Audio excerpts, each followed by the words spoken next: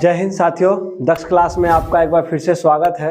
इस वीडियो में मैं आपके लिए कक्षा 8 का जो तृतीय पाठ है, तीसरा पाठ है ना, अस्माकं देशः। आप देख सकते हैं आपके पुस्तक में, ये कक्षा 8 की पुस्तक है। इसका ये तीसरा पाठ अस्माकं देशः ये मैं लेकर के आया हूँ। इसको मैं बारी बारी से हर एक शब्दों को समझाऊंगा। तो इस चैप्टर में, इस पाठ के माध्यम से हम लोगों को हमारे भारत की भूतकाल, मतलब जो बीता हुआ कल है, उसको जानने का मौका मिलेगा कि हमारे भारत में भूतकाल में जो बीता हुआ समय था उसमें क्या क्या हमारे पास था। तो चूंकि जानते हैं कि भारत के पास बहुत सारी चीजें थी, खनिज संपदा बहुत ज्यादा था। दुनिया का सबसे पहला शहरी सभ्यता जिसको हम बोलते हैं सिंधु घाटी सभ्यता, या उसी को बोलेंगे इंडो वैली सिविलाइजेशन, या उसी को बोलते हैं हड़प्पा सभ्यता। तो ये सारी जो थी वो भारत में ही थी। तक्षशिला विश्वविद्यालय जो आज के टाइम में, आज के समय में वो कहाँ है, तो पाकिस्तान में है। नालंदा विश्वविद्यालय, भारत को ऐसे ही विश्व गुरु नहीं कहा जाता था।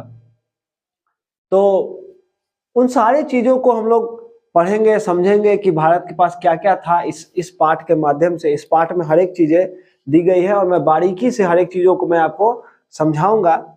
अब चूंकि बोर्ड पे मैं ये नहीं लिख पा रहा हूँ क्योंकि इसको लिखने में बहुत ज्यादा समय लगेगा, है ना, और बारी बारी से लिखना फिर मिटाना, इससे अच्छा है कि मैं इसको क्या करूँ, आपको लाइन बाय लाइन बुक पे ही समझाऊंगा अभी, है ना।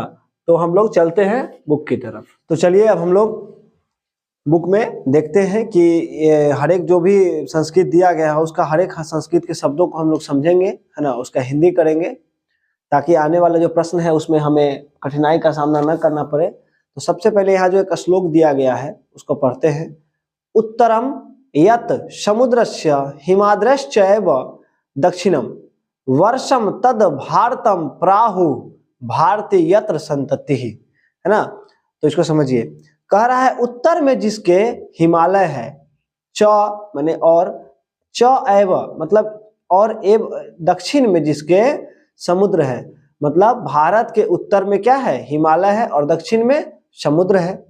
वर्षम तद भारतम प्राहु, है ना, उस देश को भारत देश कहते हैं। यत्र संतति, भारतीय जिसकी संतान है। ठीक है, इस तरह से आपका जो ये पहला श्लोक दिया गया उसको हम लोग समझे कि उत्तर में जिसके हिमालय है, दक्षिण में जिसके समुद्र है, वर्षम तद भारतम प्राहु भारती यत्र संतति, उस देश को भारत देश कहा जाता है या भारत देश के नाम से जाना जाता है। यत्र संतति, भारतीय जिसकी संतान है ना।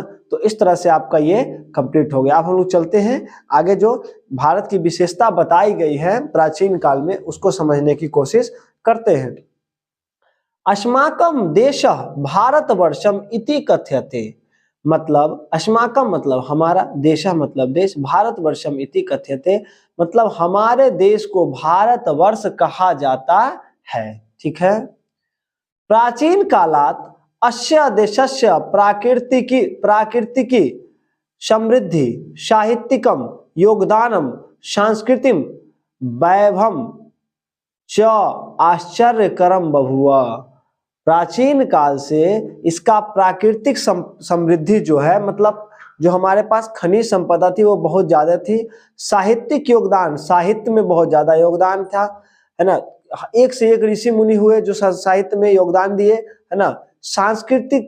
सांस्कृतिकम वैभवम च आश्चर्यकरम बभूव, सांस्कृतिक से जो संबंधित था, जो भी वैभव था, जो ये था हमारा, वो आश्चर्य करने वाला था, है ना। तो प्राचीन कालात अस्य देशस्य प्राकृतिकी समृद्धि, साहित्यिकम योगदानम, सांस्कृतम वैभवम च आश्चर्यकरम बभूव, मतलब प्राचीन काल से ही इस देश की प्राकृतिक समृद्धि, साहित्यिक योगदान और सांस्कृतिक वैभव जो था वो आश्चर्य करने वाला था या रहा है। अत्रैव वेदानाम आविर्भाव सप्त सिंधु प्रदेशे जाता, यही वेदों की उत्पत्ति सप्त सिंधु प्रदेश, है ना, यहीं से जो है वो वेदों की उत्पत्ति हुई है। और कहाँ हुई है? तो सप्त सिंधु प्रदेश में। वेद कितने हैं? 4, ऋग्वेद, सामवेद, अथर्ववेद, यजुर्वेद, है ना। तो इन चारों वेदों की जो उत्पत्ति हुई है वो यहीं से हुई है। और क्या कह रहा है कि सप्त सिंधु प्रदेश में हुई है। सप्त सिंधु प्रदेश का मतलब 7 नदियों का प्रदेश। उस 7 नदियों में है, बताता हूं मैं आपको, सिंधु, झेलम, चिनाब, रावी, व्यास, सतलज, घग्गर। घग्गर को सरस्वती नदी कहा जाता है ना। उन्हीं का नाम, घग्गर नदी का ही नाम सरस्वती नदी है। तो वेदों का जो क्या बोलते हैं, आविर्भाव है, मतलब जन्म है। आविर्भाव मतलब क्या होता है? जन्म। तो वेदों का जो जन्म है वो कहाँ हुआ है? तो सप्त सिंधु प्रदेश में ही हुआ है। ठीक है। यत्र भौतिकम आध्यात्मिकम च चिंतनम अद्भुतम आसीत। यहाँ भौतिक मतलब संसारिक, आध्यात्मिक, है ना, और चिंतन करने का अद्भुत, अद्भुत करने का मतलब क्या होता है? जो आज से पहले न देखा गया हो, अद्भुत यहाँ व्यवस्था था। प्राचीन काल से ही जो है वो क्या बोलते हैं, आध्यात्मिक, भौतिक और चिंतन का अद्भुत श्रेय देखने को मिलता है ना। आगे चलते हम लोग। उत्तर भारते महाकाव्यानाम पुराणानाम शास्त्रानाम च व्यापकता दक्षिण देश भागमपि स्वप्रकाशे आनयत, है ना। उत्तर भारत में महाकाव्यों का, पुराणों का, है ना, और शास्त्रों का विस्तार देश के दक्षिण भाग को अपने प्रकाश में लाया। अब देखिए, ये जो कहने की कोशिश कर रहा है कि उत्तर भारते महाकाव्यानाम पुराणानाम शास्त्रानाम च व्यापकता देश दक्षिण देश भागम अपि स्वप्रकाशे आनयत। मतलब जो भी महाकाव्य पुराण जो लिखी गई है वो उत्तर भारत की तरफ लिखी गई है। लेकिन उत्तर भारत में जो पुराण लिखी गई है वो सब पुराण, वेद, है ना, महाकाव्य, शास्त्र, ये सारा का सारा जो है वो उत्तर भारत को तो प्रकाशित किया है, साथ ही साथ दक्षिण भारत के दक्षिणी भाग को भी प्रकाशित किया है ना। तत्रापि शिल्प आदिकारम प्रभृत्य ग्रंथा प्राचीन कालात तः एव तमिल साहित्यस्य गौरवम वर्धितवन्तः। इसके अलावे, है ना, दक्षिण भाग जो है वो, दक्षिण भारत जो है वहां शिल्पाधिकारिकम, ये जो शिल्पाधिकारिकम है, शिल्पाधिकारिकम, ये दक्षिण भारत की तमिल साहित्य की एक बुक है। तो तमिल साहित्य की पुस्तक ने और भी बहुत सारे जो महाकाव्य इत्यादि ग्रंथ प्राचीन काल में तमिल साहित्य को जो है वो, उसका भी प्राचीन काल से ही तमिल साहित्य के गौरव को बढ़ाया है ना। तमिल साहित्य में एक से एक पुस्तक लिखी गई है जो तमिल साहित्य के गौरव को बढ़ाया है। संपूर्णस्य भारतस्य सांस्कृतिके एकत्वे पुराणानाम योगदानम अविस्मरणीयम, है ना। बोल रहा है संपूर्ण भारतस्य, मतलब संपूर्ण भारत का सांस्कृतिक में एकता, है ना, संपूर्ण भारत का सांस्कृतिक में जो एकता था वो पुराणों में नहीं भुलाने जाने योग्य है। मतलब इतना बढ़िया एकता था भारत का कि वो पुराणों में इस तरह से लिखा गया जिसको हम भूल नहीं सकते हैं, है ना। इदानीं भारतस्य जने जने धर्मस्थलानां तीर्थयात्रां यो विनिवेश दृश्यन्ते स नूनम पुराण साहित्य करितम, है ना। इस समय में भारत के लोगों में धर्म स्थलों के का तीर्थ यात्रा के लिए जो लगाव देखा जाता है इस समय में, मतलब प्राचीन काल में जो था वो भारतीय लोगों में धर्म स्थलों के प्रति जो तीर्थ का लगाव देखा जाता है वो मतलब बिल्कुल अविस्मरणीय है।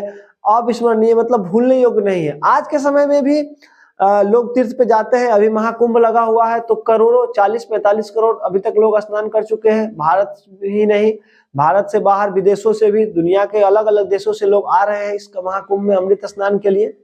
तो हमारा जो भारत है वो एक अलग तरह का देश है, वो कोई धर्म प्रमुख देश नहीं है। यहाँ सभी तरह के धर्म, सभी जाति के लोग, सभी धर्म के लोग, सभी संप्रदाय के लोग आसानी से, शांति से रह सकते हैं, अपने धर्म को पूज सकते हैं। तो उस समय में भी, प्राचीन काल में भी ये दिखाया गया है कि क्या बोलते हैं, मतलब धर्म स्थलों में तीर्थ यात्रा के प्रति लोगों में एक अलग ही मतलब खिंचाव था, अलग ही लोगों के प्रति जुनून था लोगों में, है ना, तीर्थ यात्रा के प्रति। तो ये सारी चीजें जो है वो पुराण साहित्य में लिखा गया है। दक्षिणस्य निवासी बद्री केदार यात्राम करोति। अब देखिए, दक्षिणस्य कहने का मतलब है दक्षिण के निवासी। अब दक्षिण मतलब दक्षिण भारत, भारत का जो दक्षिणी क्षेत्र है, जैसे तमिलनाडु हो गया, तेलंगाना, आंध्र प्रदेश, है ना, गोवा हो गया, केरला हो गया। तो इधर के जो लोग थे वो सब के सब कहाँ यात्रा करने जाते थे? तो बद्री केदार यात्रा, बद्रीनाथ केदारनाथ। बद्रीनाथ केदारनाथ कहाँ है? तो ये आपको उत्तर भारत में है ना, उत्तराखंड से लेके जम्मू कश्मीर तक ये महादेव का जो तीर्थ स्थल है तो वो है। उत्तरस्य निवासी रामेश्वरम कन्याकुमारी तीर्थम च गंतुम इच्छति। और उत्तर के जो निवासी थे, उत्तर भारत के लोग जो थे, वो चाहते थे कि हम रामेश्वरम की यात्रा करें, तीर्थ यात्रा करें, कन्याकुमारी की तीर्थ यात्रा करें। तो इन सारी रामेश्वरम और कन्याकुमारी की तीर्थ यात्रा करने की इच्छा रखते थे, है ना। एवं द्वारिका कामाख्या आदिशु स्थलेषु गच्छन्ति तीर्थ यात्रिका। इस प्रकार से द्वारिका, कामाख्या, है ना, द्वारिका जो है पश्चिम में है, गुजरात में, आप जानते हैं। कामाख्या माता का जो मंदिर है वो आसाम में है ना। तो कामाख्या माता का मंदिर, द्वारिका और भी अनेक सारे स्थल थे जहां पे लोग क्या करते थे? तो तीर्थ यात्री यात्रा करने के लिए जाया करते थे। इस प्रकार से आपका पहला जो ये था पैराग्राफ, उसको हमने कंप्लीट कर दिया है। अब हम लोग अगले पैराग्राफ को देखते हैं। चलिए, अब हम लोग अगले पैराग्राफ को देखते हैं। अस्य देशस्य नद्य पुण्य तोया मन्यते। इस देश की नदियां को, इस देश की जो भी नदियां हैं उनको पवित्र जल देने वाली माना जाता है। आज भी हम लोग देखिए, यमुना माता, ब्रह्मपुत्रा, कावेरी, कृष्णा, गंगा, सबसे पवित्र भारत की नदी गंगा मानी जाती है, सिंधु नदी, उसके बाद आपको सरस्वती नदी, है ना, नर्मदा नदी।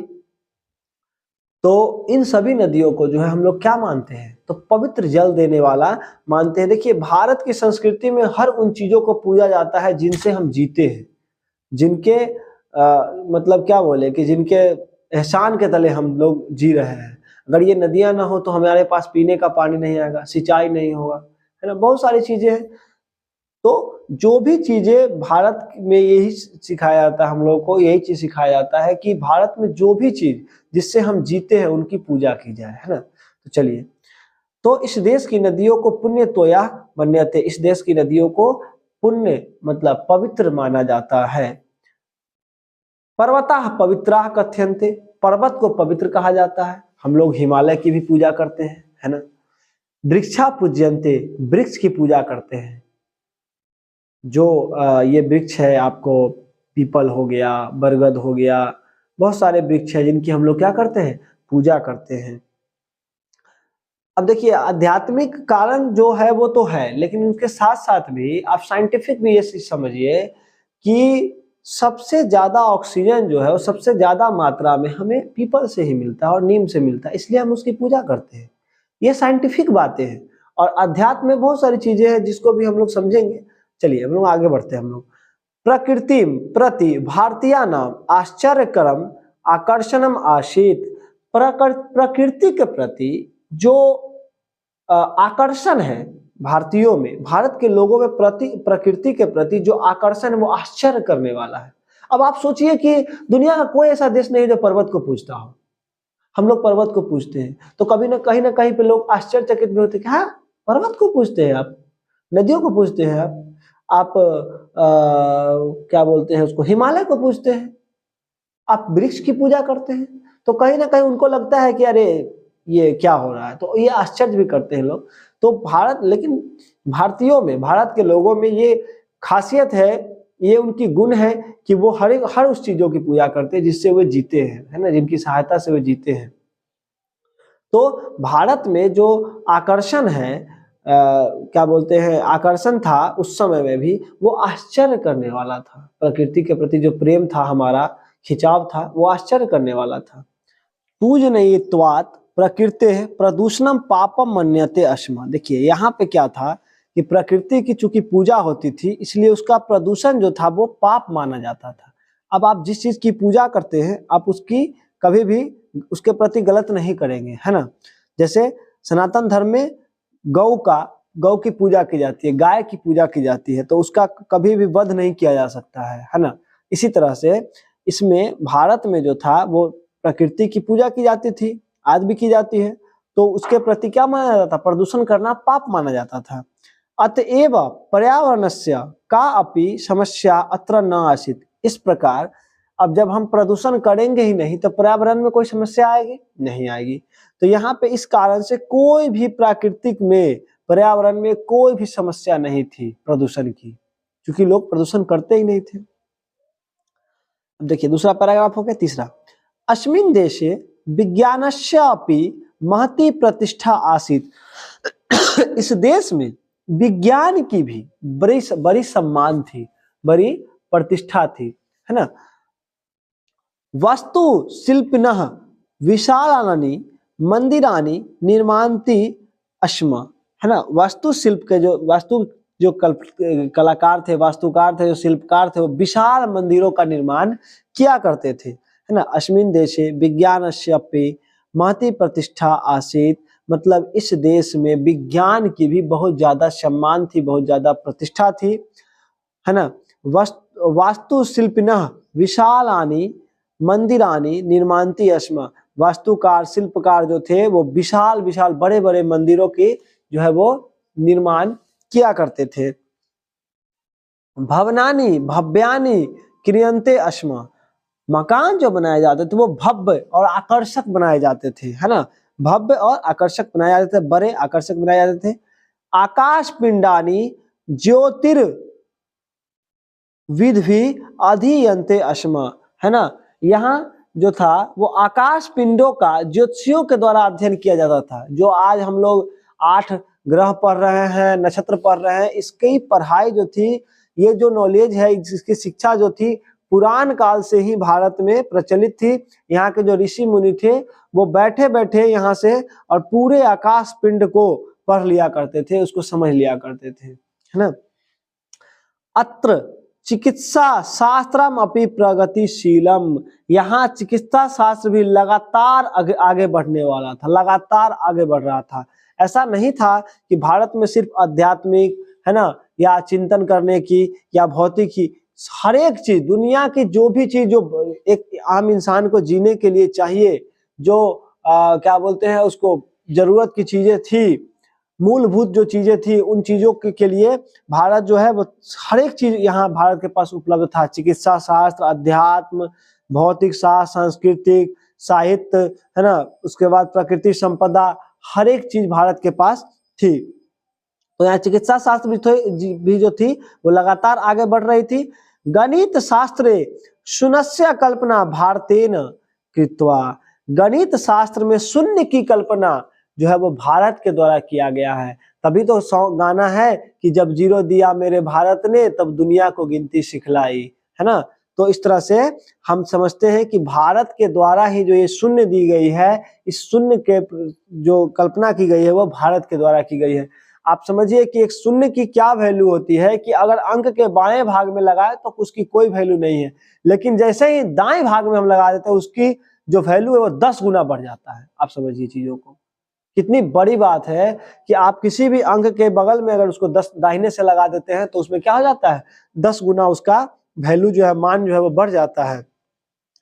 एन दशमलव गणना प्रारंभत अन्य देशस्य अपि गता। इसी से जो है वो दशमलव गणना प्रारंभ हुई, दशमलव की जो गिनती शुरू हुई वो इसी से शुरू हुई और अन्य देशों में भी यहाँ से गई, है ना। जब भारत ने गणित शास्त्र में शून्य की कल्पना की तो उसके बाद ही जो है वो क्या हुआ, दशमलव की गणना जो है वो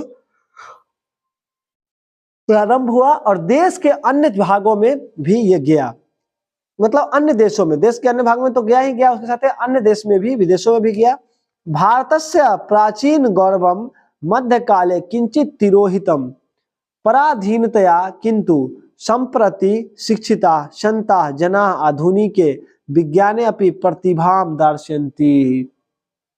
भारत की जो प्राचीन गौरव है वो मध्यकाल में जब हम लोग गुलाम हो गए, जब हम क्या हो गए, गुलाम हो गए, अंग्रेजों ने हमें गुलाम किया, क्योंकि अंग्रेज हम लोगों के ऊपर जो है 200 साल तक राज किया, 1857 से लेके 1947, मतलब लगभग आप समझिए कि 200 साल तक जो है वो किया राज।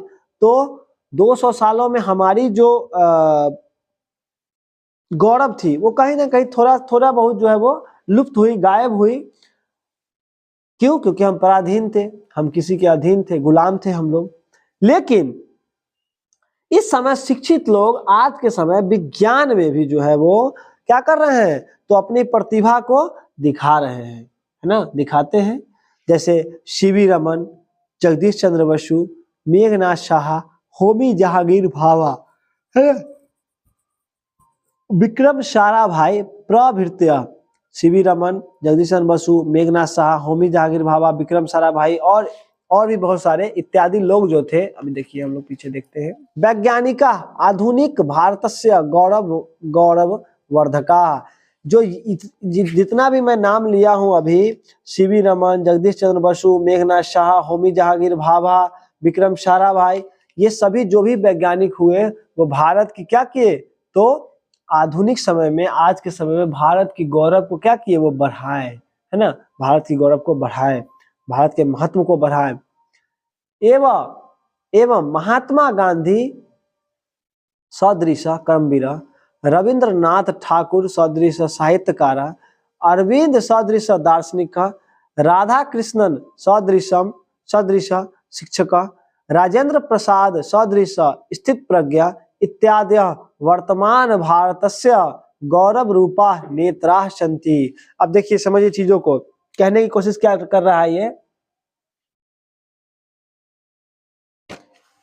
ये क्या करने की कोशिश कर रहा है कि महात्मा गांधी जैसे कर्मवीर, क्योंकि महात्मा गांधी को राष्ट्रपिता कहा जाता है, वो देश की आजादी में बहुत बड़ा योगदान निभाए, है ना, तो वो एक बड़े कर्मवीर थे। रविंद्रनाथ जैसे साहित्यकार, अरविंद जैसे दार्शनिक, राधा कृष्णन जैसे शिक्षक और राजेंद्र प्रसाद जैसे स्थित प्रज्ञा, का मतलब होता है आत्मतत्व को समझने वाला कि मानवता क्या होती है, तो उनके जैसे जो है वो आत्मतत्व को समझने वाला, जानने वाला इत्यादि नेता ने वर्तमान भारत के गौरव को, है ना, वर्तमान भारत के गौरव, राजेंद्र प्रसाद जैसे आत्मतत्व को समझने वाले इत्यादि नेता जो थे वो वर्तमान भारत के गौरव को बढ़ाए हैं। संप्रति देशस्य विकास सार्वत्रिकः वर्तते, है ना, देखिए कह रहा है संप्रति देशस्य विकास सार्वत्रिकः वर्तते। आज के समय में, जो आधुनिक समय जो चल रहा है, इस समय में देश जो है वो चारों तरफ, सभी तरफ जो है, सभी क्षेत्रों में विकास कर रहा है। कृषि क्षेत्र नवीन प्रयोगा, कृषि क्षेत्र में नए नए प्रयोग, संचार साधनानि उत्कृष्टानि अंतरिक्ष क्षेत्रेपि विशिष्टम योगदानम स्वास्थ्यम, उत्कृष्टानि अंतरिक्ष क्षेत्रेपि विशिष्टम योगदानम स्वास्थ्यम प्रति जन जागरणम चिकित्सा सुविधानां वृद्धि सर्व शिक्षा अभियानम इत्यादि उल्लेखनीयानि सन्ति। संचार साधन का जो है वो माध्यम, कम्युनिकेशन, जो आज हम आप लोग हम लोग जो मिलकर बात कर पा रहे हैं, कोई कहीं है कोई कहीं है, वीडियो कॉल बात कर पा रहा है, मतलब 1 सेकंड में हम किसी का मैसेज कहीं तक पहुंचा दे पा रहे हैं। अंतरिक्ष के क्षेत्र में भी हम लोग 1 से 1 सैटेलाइट लॉन्च कर रहे हैं। विशिष्ट योगदान जो है वो भारत का रहा है। स्वास्थ्य के प्रति भी जन जागरण, लोगों में स्वास्थ्य के प्रति जागरूकता फैलाई जा रही है कि आप क्या कीजिए, तो कीजिएगा तो आप जो है सो बीमारी से बच सकते हैं, क्या खाना चाहिए, क्या नहीं खाना चाहिए, गंदगी नहीं फैलाना चाहिए, जो भी चीज लोगों में जागरूकता स्वास्थ्य के प्रति होगी वो फैलाई जा रही है। चिकित्सा सुविधा नाम वृद्धि, चिकित्सा के क्षेत्र में, स्वास्थ्य के क्षेत्र में जो है वो क्या किया गया है, तो बहुत ज्यादा वृद्धि की गई है, बढ़ोतरी की गई है। सर्व शिक्षा नाम इत्यादि नीम उल्लेखनीय संति। सर्व शिक्षा नाम अभियान क्या है, देखिए सर्व शिक्षा अभियान जो है, सर्व शिक्षा अभियान वो विद्यालय के द्वारा चलाई गई एक अभियान है, जिसके तहत बच्चों के प्रति काम की जाती है कि बच्चों में जो है वो शिक्षा के प्रति जागरूकता रहे, लोग शिक्षित हो, है ना, इत्यादि और भी बहुत सारे उल्लेखनीय कार्य किए गए हैं। सर्वथा अपि देशः संसारस्य अग्रगण्येषु गणनीयो वर्तते। आज के समय में जो है वो सभी प्रकार से देश संसार में गणना में जो है वो आगे खड़ा है ना। संसार में जितने भी देश है, अमेरिका हो गया, रूस हो गया, चीन हो गया, इंग्लैंड हो गया, जो भी विकसित देश है उन देशों की गणना में अब भारत खड़ा होने लगा है ना। क्यों? क्योंकि आज हम लोग चारों तरफ से विकास कर रहे हैं। तो ये था आपका चैप्टर तृतीय पाठ अस्माकं देशः, है ना। मैंने इसको पूरी तरीके से समझाने की कोशिश की है। आप बताएंगे मुझे कि वीडियो आपको कैसा लगा, और इसके बाद जस्ट इसका वीडियो बाद में, इसके बाद का जो वीडियो आएगा वो उसमें क्या आएगा, तो इसका हर एक प्रश्न उत्तर आएगा। देखिए जो भी प्रश्न उत्तर इसमें दिए गए हैं, इसमें जो भी प्रश्न उत्तर मौखिक दिए गए हैं, उसके बाद आपको लिखित दिए गए हैं, जो भी प्रश्न उत्तर दिए गए हैं वो सभी के सभी का मैं अगले वीडियो में लेकर के आऊंगा। एक ही वीडियो में अगर हम दे देते हैं तो क्या हो जाता है, लंबा वीडियो हो जाता है। तो आपको ये वीडियो मेरा कैसा लगा आप देखें और कमेंट करके बताएं हमें, है ना। मिलते हैं हम लोग अगले वीडियो में, तब तक के लिए जय हिंद।